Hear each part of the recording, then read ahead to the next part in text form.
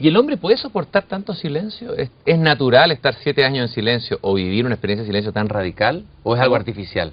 ¿A vos te parece que es humano soportar el ruido No, y el habla vacua en pero la la que gente no vivimos? soporta el silencio, la gente huye, casi Sí. instintivamente el silencio, lo llena con Sí. radio, Sí, la sí, gente total. prende radio cuando está sola, Claro. necesita música. Sí, necesitas, digamos, un tiempo primero de desprenderte del ruido. Ujú. Y eso es lo más difícil, porque cuando te estás desprendiendo del ruido y todavía no llegaste al silencio, estás en pura pérdida. Ujú. Y además el ruido es aquello con lo que te identificás, Ujú. o sea, determinada música, hasta determinada sirena, determinados horarios, digo, hay una cosa en la cual vos estás suspenso todo el tiempo de pertenecer a eso. Ujú. Sacado eso, de repente te hundís. Ujú. O sea, ¿qué es el sistema monástico? Sistema monástico, a través de la obediencia, yo no tengo proyecto propio. Ujú. A través del silencio, yo no me identifico con un lenguaje. Ujú. Pensé que en la orde trapense no hay espejos, por ejemplo. Ajá. Yo no me reflejo, Claro. y de repente o pasa algo o me vuelvo loco. Ajá. ¿Y O qué es lo sea, que pasa? ¿Qué te pasó a ti? Y lo que me pasó a mí es quién soy yo ahora. Ajá. Me pasó ser de otra forma que como era, diría yo. Quizás ser esto que estoy tratando de decir. Ujú. Ser ese que escucha y que intenta dejar hablar eso que soy yo hablando. O sea que no quiero hablar para reflejarme, sino ser mi hablar, por así decirlo, o ser mi escribir. Uno de los misterios más grandes del hombre es el misterio del lenguaje y el misterio de la palabra. Hay un ensayo tuyo, apasionante, que se llama La palabra inicial. Primero quisiera aclarar, preguntarte si tú te defines como filósofo y poeta. ¿Eres filósofo? Poeta sí, pero ¿eres filósofo? No, filósofo para mí es el que maneja un sistema, una historia de la filosofía y da clases. Ajá. O escribe libros. O paper de Sí, filosofía. Muchos. Ajá. No, para mí pensamiento y poesía van juntos. Ujú. Entonces me defino, podría decir, me gustaría, como dice Nietzsche, un filósofo o un poeta, un filósofo poeta, un poeta filósofo. Ujú. Pero ¿qué es el origen de Occidente? Occidente empieza o sea, cuando nosotros estudiamos los presocráticos, estudiamos poemas. Ujú. Digo, al principio se escribía poesía para pensar, Ujú. o el pensamiento que se pensaba así necesitaba un lenguaje flexible. Después vinieron las categorías, o sea, los estantes, etcétera. ¿La decadencia de la filosofía? ¿La muerte de del pensar, tal vez? Sí, no, o un grado de separación donde el pensamiento empezó a pensarse a sí mismo y no aquello sobre lo que pensaba. Ujú. ¿No? Yo tengo como esas dos grandes metáforas, ¿no? De lo que es el pensar sobre las cosas, Ujú. o el hablar sobre las cosas, o el pensar desde las cosas. ¿Cuál es la diferencia? A ver. Y el desde es recibir, ¿no? Digo, plantearse, como que ponerse a la escucha del mundo del vaso, a ver si todavía suena ese río y con qué me conecta, qué voz que me lleva, que atraviesa, etcétera. Y hablar sobre es de nuevo, ya la definición que tengo la aplico. Ese verso que tú mismo citas es tan bonito sobre los ríos en la palabra inicial de Hölderlin. Claro. Los ríos braman indiferentes a nuestra Claro. sabiduría y sin embargo, ¿quién no los ama? O sea, más que un conocer, esta es una forma casi de amar, este pensar, ¿no?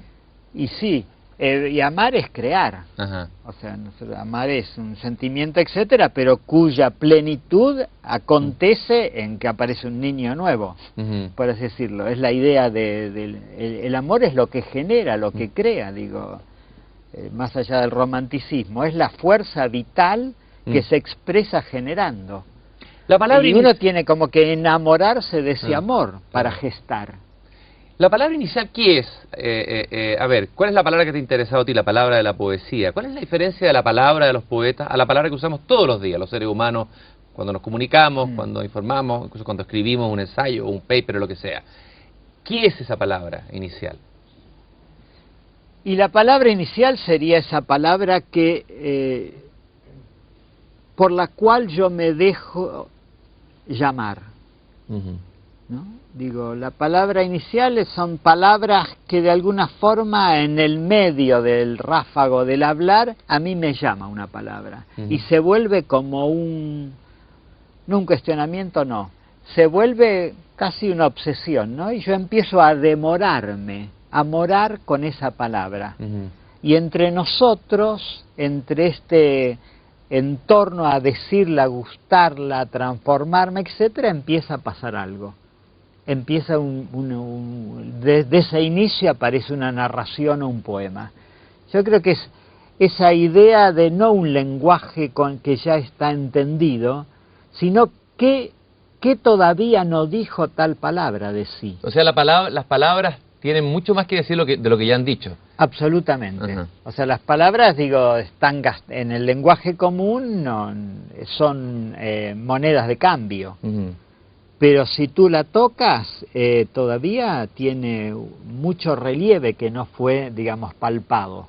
Muchos poetas, o mucha poesía desde el siglo XX, estoy pensando desde Mallarmé, La Vanguardia, ha intentado que la palabra se separe de la realidad, crea su propia realidad autónoma hasta el punto de que ya los poemas dicen cosas que no son del mundo en que estamos. ¿Tú te identificas con esa poesía o crees que la palabra tiene que tocar el mundo, tiene que tocar las cosas, tiene que tocar los árboles? Sí. No, yo creo que lo que pasa es que a ese planteo le siguió la deconstrucción de la idea de que hay un mundo. Ahora en realidad sabemos que no hay un mundo, ni hay una verdad, etcétera. Ahora ya estamos más familiares con que los mundos son generaciones de discursos, de códigos y de costumbres, por así decirlo. Entonces creo que es más fácil pensar que sí, que un poema puede inaugurar un mundo. Eso no quiere decir que no toque otro mundo, porque ese otro mundo también es una interpretación. No es que ahí está el mundo real y acá apareció este mundo artificial que se llama poesía. Ahora sabemos que el llamado mundo real, hoy en día diríamos es un economicismo científico. Tú invitas a escuchar. Te quiero invitar a escuchar algo del mundo, algo que a mí me gusta y que yo creo que a ti te gusta mucho, y que es muy característico de este país, sobre todo de la parte sur del país. Vamos a ponernos a la escucha de ese milagro que es cotidiano, que es la lluvia. Bueno. Y vamos a ver qué nos pasa con esa lluvia. El silencio primero. Y siempre. Ahí viene.